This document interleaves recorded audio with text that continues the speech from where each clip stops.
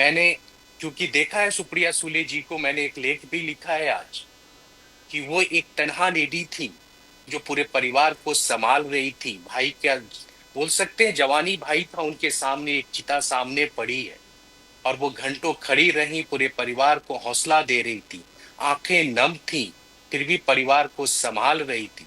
जब उस बहन को आज नहीं बुलाया तो हमें क्या पता कि क्या खता हुई, क्या नहीं हुआ। रही इंक्वायरी की बात, तो हमने कई बार कहा कि डीजीसीए अपना काम मुकम्मल नहीं कर रहा है, क्योंकि अहमदाबाद का आप सबके सामने है कि किस तरह से पायलट के ऊपर एलिगेशन करके मोहन नायडू जी निकल जाते हैं, कोई पब्लिक नहीं होता है। और उसकी सुनवाई आज से 2 दिन पहले ही सुप्रीम कोर्ट में हो रही थी कि पायलट संघ ने ही एक पीआईएल जमा किया है कि इस तरह के प्लेनों में पायलटों पे एलिगेशन लगा के सरकार अपनी हाथे धो लेती है, सरकार अपनी दामन बचा लेती है। ये पायलट के संग सुप्रीम कोर्ट में गए।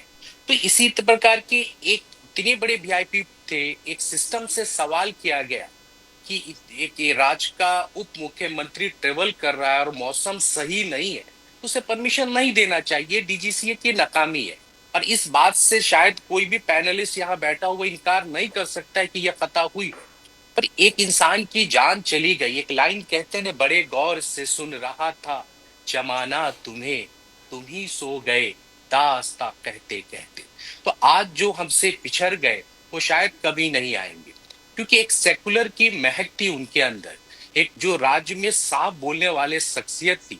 हम लोगों ने साथ में उनके काम किया है, तो हमें पता है वो किस इंसान के शख्सियत है। ऐसे शख्सियत के जाने के बाद कुछ सवाल अगर ऑपोजिशन उठाता है तो ये उनके मोहब्बत में उठाता है, कोई राजनीति नहीं करता है। इसमें कोई राजनीति नहीं है।